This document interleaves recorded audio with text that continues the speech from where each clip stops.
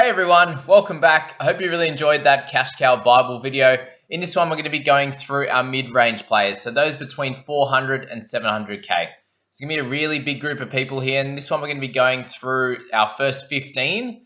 So these guys are going to be the ones that are going to be a great chance of making you sort of 10 to 15 points in price, so 150 to 200k. And then moving on to a couple of guys that I think could maybe bump up their scoring by maybe 5 points, which would take them into keeper status from there. And then we'll talk about the rest of the guys that have a decent chance of doing well in the mids as well. So please hit like and subscribe if you're really enjoying this, guys. I'm really enjoying the community we're building here. We're going to start with Jake Turpin. So priced at 40 at this stage. What we're looking for with him is if he's going to get 80 minutes. Because I think if he does, then he's going to be at least 10 points undervalued at the safer side of things. You see when he played 80 minutes last year, he averaged 62. So 62 in that game, 49 and a 68, which was really cool. So one game with a try there. When he's playing in the 60 minutes, he's still slightly undervalued. You can see games of 47, of 52. One low game at the top there at 33. But the majority of the games there he does well with decent minutes. And then these are back in 2019 where he had a few lower scores. But the games he did play last year, he just had the one low score in terms of based on how many minutes in the PPM. So his PPM's increased a lot more than the 0.6 that it was for his career. So up in the 0.7s, and if he's getting close to 80 minutes, I'd expect anything over 50 in his price. So a really cool option for teams there. I'll talk about Taukeiaho, and he's going to be one of the guys that has the chance to go from a good player at a price of 50 to someone that could possibly average somewhere between 55 and 60. He's not someone that's currently in my team at this moment, but he does have that opportunity given the fact that he'll kick some goals. And you look at his scoring last year, he only kicked goals in a couple of games. So you can see by the trial on the weekend that he kicked goals first, and then Teddy came on and kicked when Taukeiaho went off. So I'd be expecting him, Siwa, to play close to 60 minutes. And these are the types of scores that he got in those 60 minutes there. 64, 71, and 52. So if he can score more like that throughout the year, then he's going to be a really good option. But there's also games where he gets 55 minutes for 36. He's got some other lower games there. He had 50 minutes for 48. These are all games when he did well. But what you have to think about is him at the start here, where he had even games, let's just go through his 50-odd minutes game. 56 minutes for 52. That did have a try. 57 minutes for 46. If you add a couple of goals to that, that's just hitting his price target.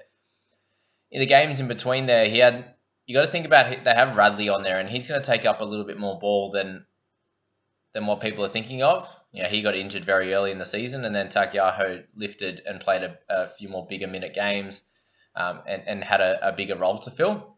Whereas Radley fills that a little bit. And if he's going to be back pretty close to round one, then that may play a part in Taukeiaho staying around that 50 price point, because he hasn't, over his time, hasn't scored anything, hasn't averaged anything above that. So that's just something to think about if you're wanting to bring him in, as he's already a fairly high price. But I don't see his floor being anything lower than 50. We'll move on to someone like Munster, who I think can possibly take that leap as well this year, a 671k.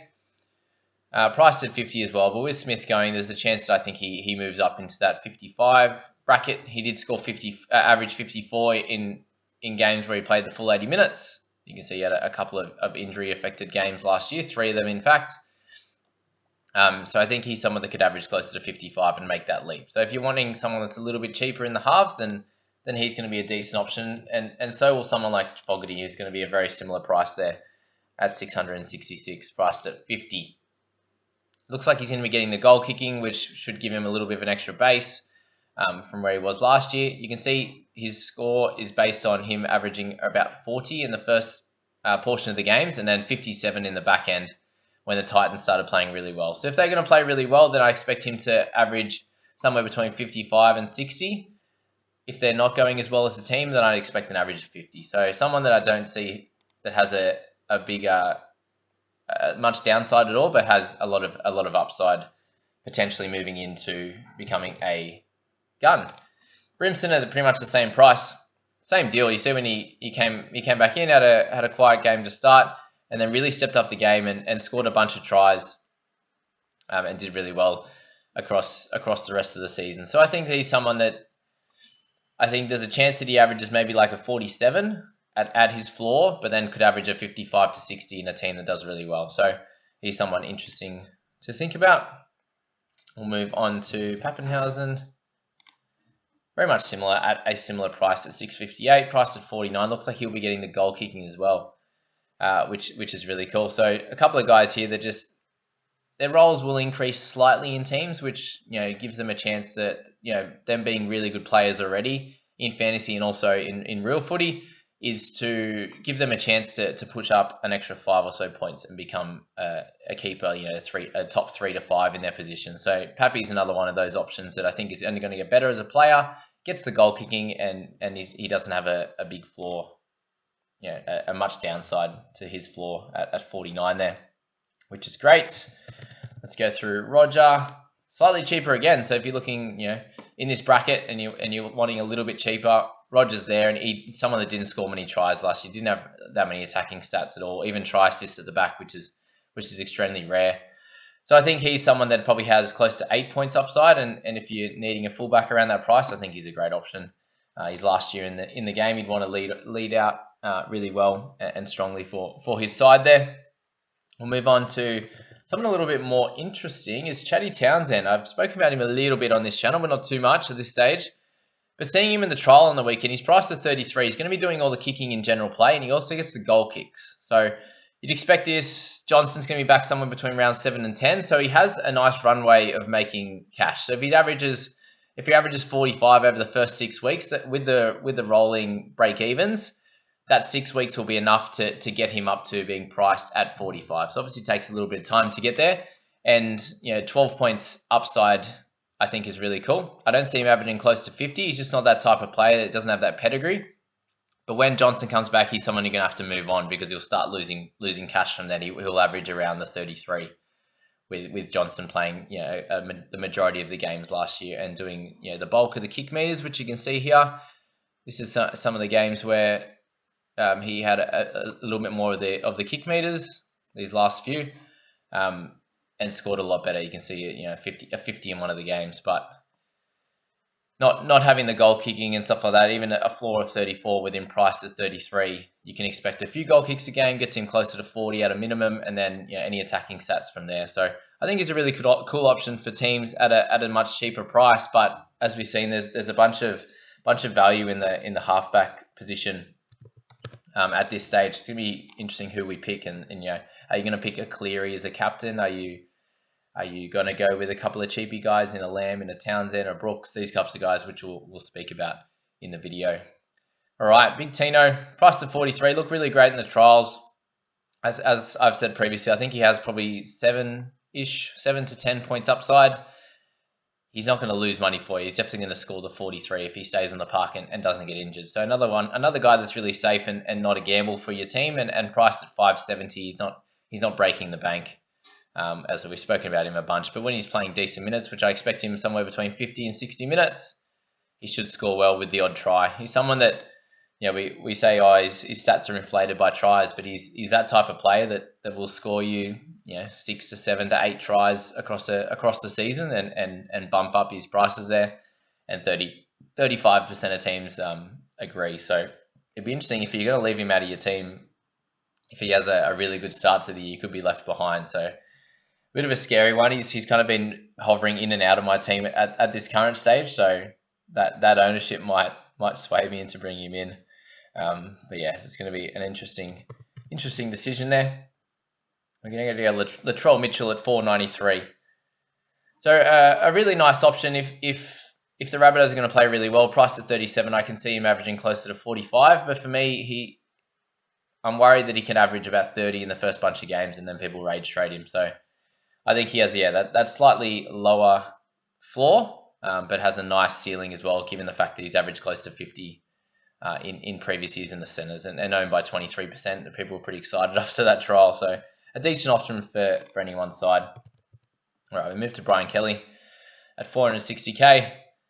Someone I think has a little bit more upside as well. If the Titans play well, like a lot of these Titans players, he's going to score much better. And you can see his scores through the back end.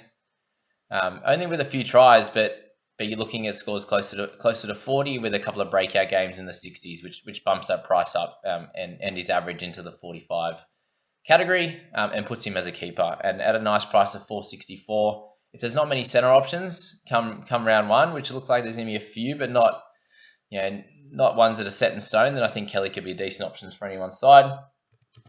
Sneaky interesting one is a few people have been asking me about the last week or so. Is Mitch Dunn at 437k, price of 33? My worry with him is that when he does play big minutes, he's got scores of 42, 37, 40 and 85 minutes, a 32, a 30, right? With a game there with the try at 60. So his scores worry me, but at price of 33, he's gonna have a couple of games where he'll get like a 47. He'll have a couple of games where he gets 30. He's just gonna be that slightly annoying player, which he might end up averaging about 40. And my issue is with Tom Gilbert coming back. I actually rate him pretty highly as a player, and I think he should do well. And it's just, will he lose his spot if he doesn't play as well those first few games? So that's going to be interesting with Mitch Dunn, but someone who's definitely an option for someone's side. Luke Brooks is a very interesting one. He's currently sitting in and out of my side at the moment at 544k. I just like his upside. I don't see much more of a floor than 41. I see that as his minimum, given the fact that he had pretty much no try assists last year, only 3 the entire year.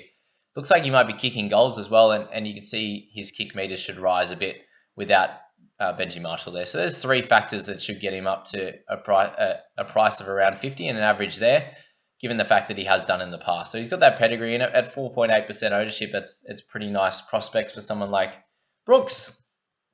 A couple more to go in this top 15 before we just roll through the other players. Lamb at 33. Played pretty well in the trial on the weekend. Looks like he's got the spot. Him and Kiri will rotate through the kick meters. They'll average fairly similar together. He does tackle well.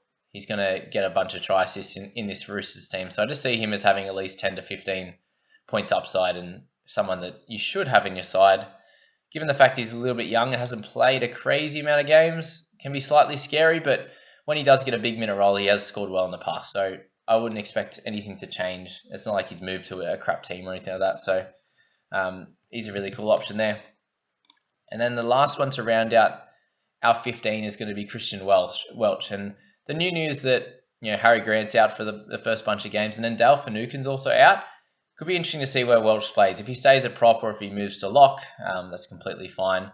Either way, it looks like he should have a fair few more minutes, just given the fact they've lost some experience in their ranks. Brandon Smith's going to be moving to the hooking role, which means there's some more minutes up for grabs. So someone like Tui Kamakamika, Christian Welch, these guys should get a few more minutes. And we were talking about Welch anyway, just based on the fact on the back end of his season, getting 50 to 60 minutes. So I feel like this really shores up his position of getting those big minutes and being able to average closer to 50. So it probably doesn't move him into keeper territory, but I think it's much safer now that he actually won't be scoring anything under 40 and has some nice upside closer to 50. All right, so that's going to round out our first 15 and the guys that I think, as I said, that will a good chance of making a fair bit of money or moving up into the keeper category. One other interesting one we'll talk about as we're there is Brandon Smith, and at 602k is just a slightly awkward price because he's already priced at 45. He should average around 50 or just above 50 if he's playing close to 80 minutes at hooker. But, that's only 5 or so points upside. And then it's like, where does he go when Harry Grant comes back? Does he start playing his normal role? Does he get a couple extra minutes and average closer to 50? But yes, he's fairly consistent and his PPM's great. You look at 0.87.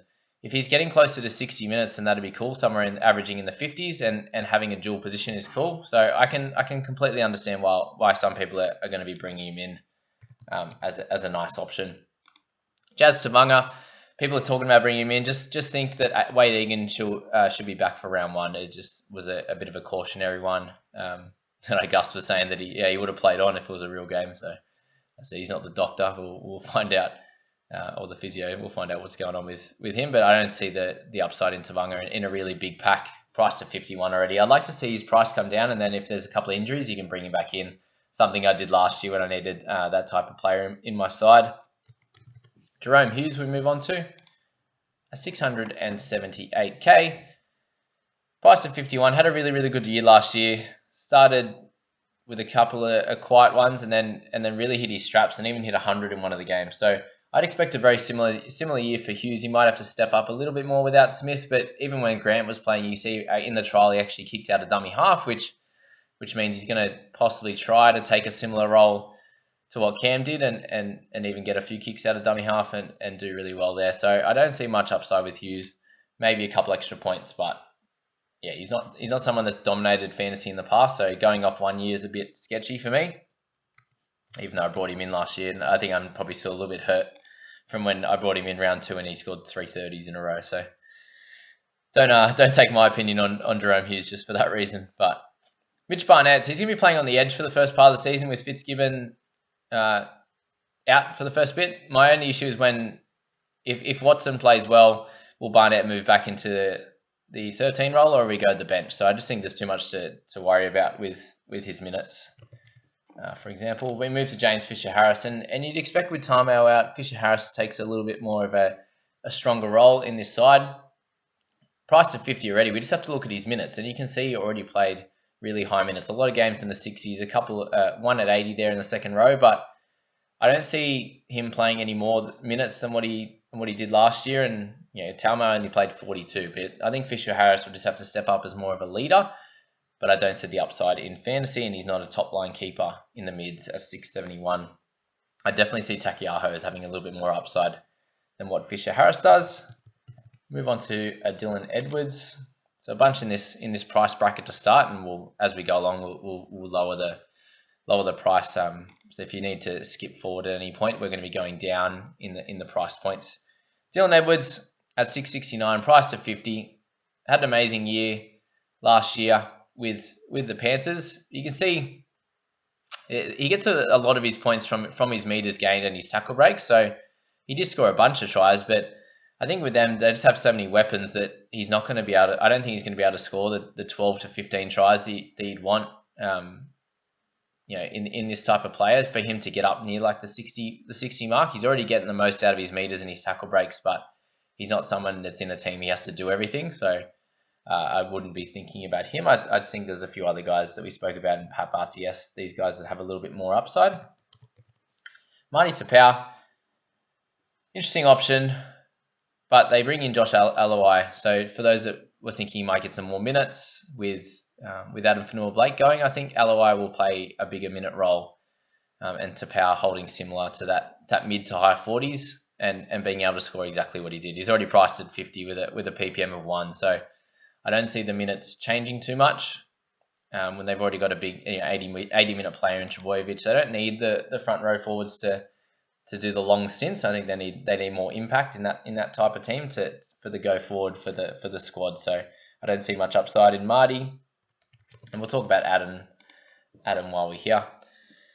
Moves over to the Warriors, and I'm just worried about their pack size. He's already played big minutes last year. I just don't see much improvement, so I don't want to talk about him too much further. Someone like a Reece Robson is interesting, but I just see someone that's going to be on the bench.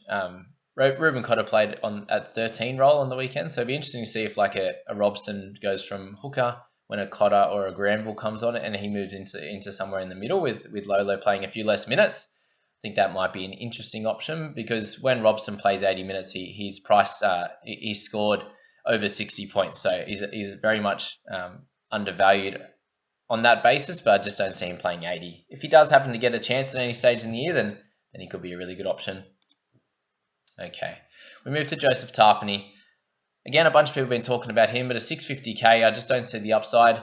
Already plays big minutes. He did move to the interchange at one point and played some lesser minutes, but a lot of those games are in the 50-minute spot in the middle, which gets him his score at 49. So maybe a couple of points upside, but for me, he's someone that's scored very similar to this over the last bunch of years, and I don't see it changing this year just for the sake of it. So moving on, we've got a Cody Walker at 647. For me, he's just going to be up and down. He's priced at 48. He's going to have scores of 70 and 80, and he's going to have scores in the 38 to 40 range. Again, a team that had a really good year last year. They probably should get a little bit better, and as I said, he'll have those games, but I don't see him averaging a 55 to 60. He just doesn't have the kick meters for it. Adam Reynolds is the dominant half. he reminds me a fair bit of like a Dylan Brown, whereas Moses is going to be the dominant half, and Dylan won't be able to hit that upper echelon that a DCE or something like that can, because they're the main half and have a running 5/8. So you can see why Reynolds and Walker are priced very similar around that 50 mark. All right, Gutherson at 635. So I hope you're enjoying these ones, guys. Just I said you can scroll forward or back at any point. I just hope you can use this as that sort of Bible that you can come back to over the next week or so, and even during the season, and get my opinion on some players. Gutherson priced at 47. I think he's just under those other guys that I think have a little bit more upside in their tackle breaking options and scoring capabilities. With the Eels having a lot of weapons across the field, I think Gutherson showed exactly what he can do last year, and that's going to be his peak around that 45 to 50 mark. So no much more on him. Move to a Lomax, and a 627k is a really cool option as your gun center. And I think with there being a bunch of options in the lower price points and in the mid 400s, like we look with someone like Kelly, I think you can leave Lomax out at this stage. If there happens to be no good cash cows playing in the centers, then you could possibly pick one of these types of guys, a Lomax 8, something like that. But at this stage, I'd want to be waiting out for him at some time later in the year. Is my suggestion with someone like Lomax, who will want at some point for sure. Go to Sironen at 624, priced at 47.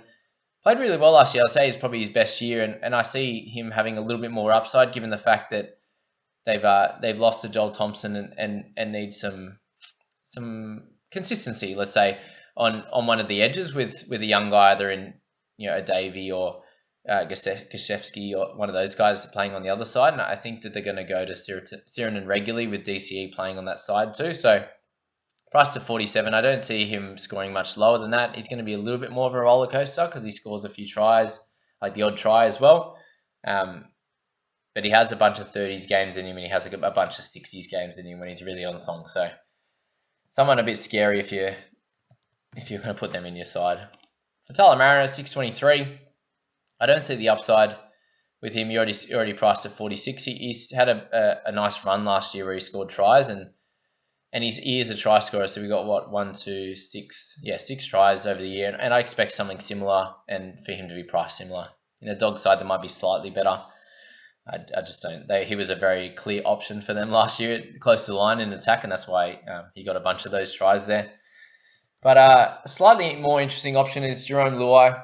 Again, at that cut price at 602k, I can expect him hitting a 50 average or so across the season. Panthers being a good team, you can look at his scores over the first 7 rounds of the year, and he's averaging in the low 30s, and then average over 50 for the second half of the year. So he's come back looking just as good. And if you like him as a player, I don't see him averaging any lower than 45. I expect somewhere in the low 50s for Luai, or about spot on 50.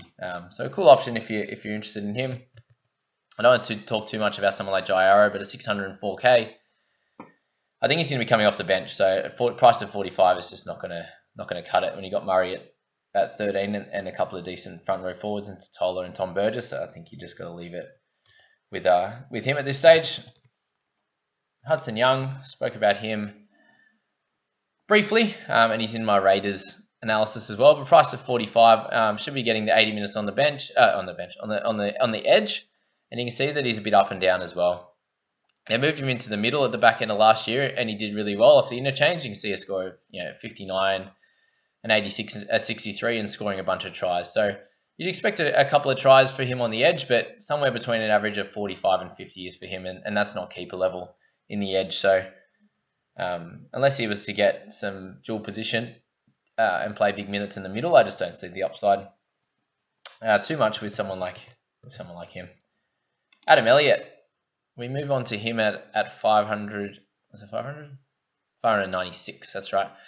Priced at 44. Looks like there's a good chance he'll get the other edge spot. So Fatala and Elliot with Jackson moving to the middle. It's just going to be interesting to see what happens when Luke Thompson comes back, if he plays in the middle in a front row spot, or he's trying to get the lock spot and Jackson might move back. So Elliot, I don't see too much downside, but I only see a high for him, or a ceiling at 50. So someone interesting if you like him in your team. I've seen him in a bunch. over this period. Garner at 5.96, price at 44. Should get the starting 80-minute edge position, I'd expect. Just as an issue with the fact that he does have a bunch of games in the 60s last year, and is why his price was bumped down to 44, because he's been a 50-point scorer or close to it when he first came onto the league, and we all had him as a cash cow. So my issue is him is what happens with Sean Ball when he comes back, so I wouldn't want to take that risk. Blake Brailey at 5.95. Looked really strong in the trial and should be getting 80 minutes. He had a couple of games with less than minutes last year. He's got 3 there, 4 games there, and that drops down. That'll drop down his average across those games. So I'm personally expecting somewhere around the 50 mark with Brailey. Should be getting the 80 minutes and improve as a player, as given the fact that he's fairly young. So an interesting option for some people there. Bradman Best at 5.95 as well.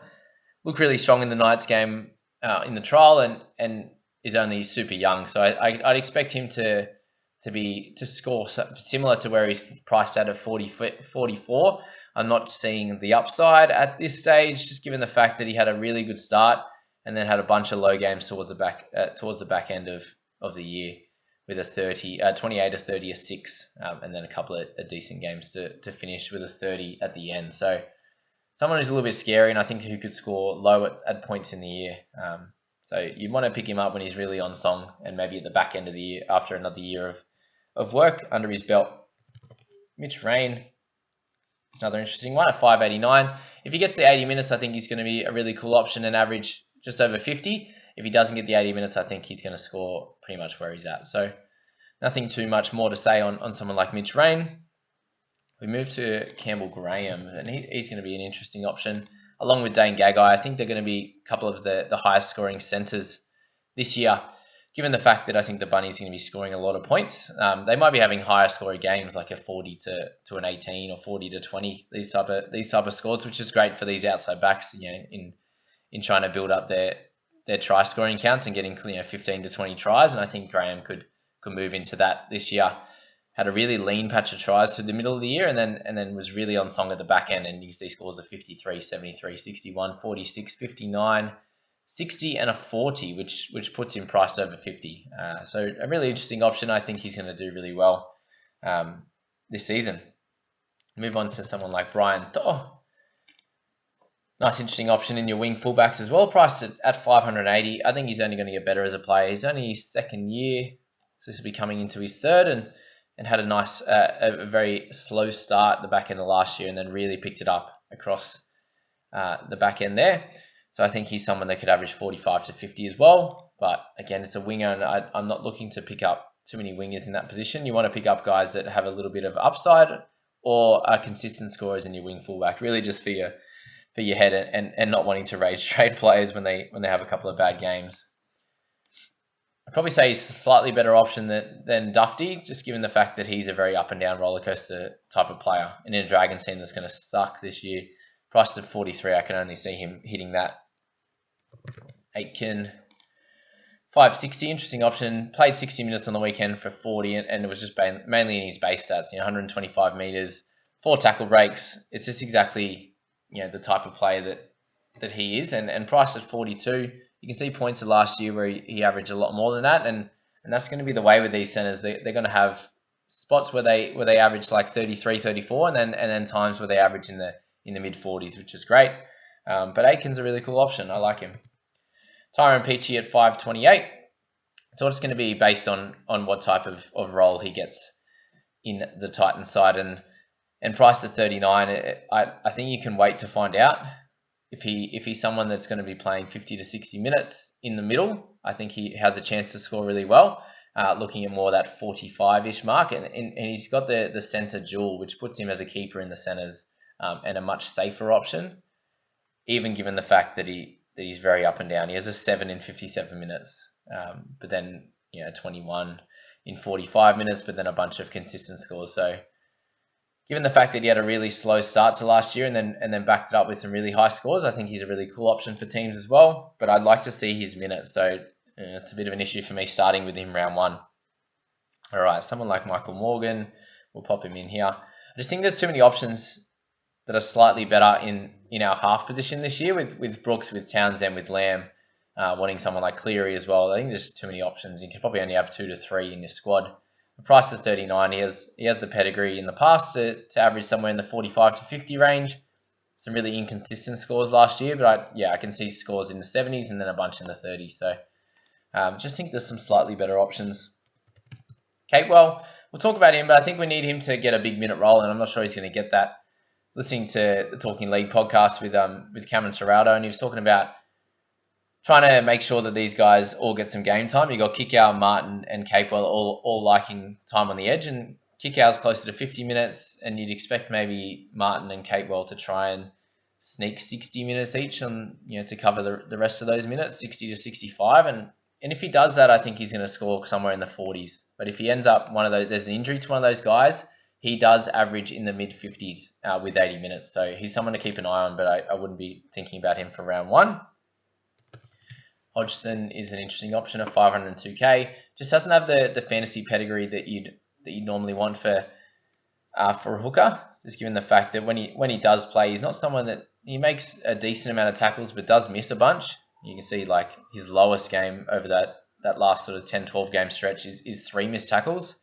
Doesn't run a lot out of dummy half and kicks a little bit, but just given the fact that he misses that many tackles, that you're making 40 but missing 4 or 5, it brings it down to 30, and then you've got a few kick meters and run meters and maybe a try assist, and you're only just over 40. So he's someone that even at a nice cheaper price, I think there's better options in the hooking stocks this year with guys like McCulloch, with Turpin. You got someone like Damien Cook up top, even with Grant injured. You got Abby Coruscant, then you've got Brailey, you've got Little. You've got so many guys to think about. So Hodgson's a no for me. All right. Almost there, guys. About 10 more players. There's so many in here. As I said, just use this as a bank and go back and forth over the next few weeks. Tupouniua at 485. Price of 36. I only see about 5 points of upside, just given the fact that he's played big minutes and scored low in the past. So if you're interested in him, he's maybe 5 points undervalued, and if he's scoring tries in a few games, may do well, but then he'll drop down to like a 35 average for a couple of weeks and back and forth. So he's really annoying to have, I think, given the fact that he's already had a lot of game time last year and bumped up his price. So a little bit less than I'd be interested. Okay. Nick Cotric at 484, price at 36. He looks so good in that trial, and I think with him moving into the centres, he just wants his hands on the ball a lot more, and he's someone that does the sideways runs, palming people off.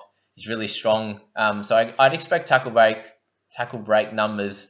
Jesus, look at this. 17 tackle breaks in round 2 last year, 7 in round 3. I'd be expecting an average of 5 to 6 in the centres with a meters gain of 120, 130, 140 plus, which would be really cool. And would bump him into a price and an average somewhere in the 40s, which I think puts him into keeper status, and he's going to get a dual position wing, fullback and centre. Picked up a little bit of an injury in the trial game, so it'll be interesting to see what happens with him. But he's someone that's a really interesting option and could move into keeper status eventually across the rest of the season. All right, Chanel Harris at 472k. An up-and-coming young player, given the fact that he's played 2 seasons so far. He got a lot more game time at halfback and scored a lot better in that period last year, kicking the goals as well. So I see his price moving somewhere up to 580, 600 and gaining sort of 7 to 10 on his average, which is good. But again, there's so many half options that I think can do a little bit better than Chanel. But if you really like him as a player, then go for it. You can bring him in. Moses Leota. One thing I haven't been speaking about as much is the fact that Matt Eisenhuth is there, and it looks like he's going to be playing some decent minutes in the middle as well. Which I think causes a little bit of an issue for Leota's long-term prospects in terms of the fact that I think that he might be able to average closer to 40 with a few extra minutes, but I don't see the upside past that with Eisenhuth coming in and someone that you'd be looking to get 50 to 60 minutes out of him, which also is interesting for someone like Leniu. How many more minutes does he get? Does he get 5? Does he get 10? If he gets at least 10 to 15 extra minutes, then he's going to be great. Same with Leota. You're wanting for sort of 7 to 12 extra minutes for him to be able to average in the 40s. So good option, but is there better? That's what we're going to ask ourselves come the round 1 teams. And same with Staines. He's going to be a decent option. He's a really talented player. The price at 33 already. Is there guys that you can get around the 300k mark, 330k mark, and make a similar amount of money, or score similarly and make a little bit more money? So yeah, we've seen 2 games from Staines. That's all we've got to go off it. But he's definitely a really good player. Ford, I think, is someone that... How much do we want to talk about him? He's got the dual position. I just don't see him going too much better than a price of 33. Maybe closer to 40, but let's wait and see what happens with the edge position. If Ricky doesn't get named, if Davey doesn't get named in the starting side, then Ford might be an okay option on that edge, given the fact that there's not too many there. Sean Waugh's injured, Tom Gilbert's injured, so he might be someone that if he's getting big minutes, you might have to pop him in on the edge if he can't fit 2 guns, for example. But other than that, I'd be trying to steer clear. Corey Waddell is going to be an interesting one. I don't think he's going to get the spot. If he gets an 80-minute slot, then he's at least 10 points undervalued. But if he doesn't, then he's just going to sit on the bench and lose you some cash. So I'd be wary of Corey Waddell at this stage of the season. Corey Allen. All right, how many have we got? We've got 2 to go. Corey Allen, priced at 31. I think he played pretty well in the trial the other day. I can see him averaging somewhere in the mid-30s to 40. But again, in a Dogs team that isn't going to be as good, how well can he go? If he was playing for the Rabbitohs, again, I'd probably pick him up and say that he's a really cool option around that 40 or so mark. An average, I'd be thinking, but not at the Dogs for me at this stage. And our last one's going to be Ben Murdoch-Masila at 405k. Price to 30, looks really strong in the trial on the weekend, which is what a lot of people wanted to see. If he was someone about 320, 300k, I'd be putting him in my side, hoping for about 40 minutes of work. Price closer to 20, but price to 30, he's going to have a really high PPM of closer to 1, and I'm not sure if he can get that. He's going to have games where he might get some nice attacking stats, but then games where he won't, and getting like 40 to 50 minutes. Again, it's all unsure at this stage. I think with Masila, you can wait a couple of weeks and see how he goes, and then possibly pick him up later. But there you go, guys. That's our mid-range sort of 400 to 700k. Let me know if you got a lot out of that, and as I said, just use it as a Bible across the season, but especially over the next week or so when you're making your teams.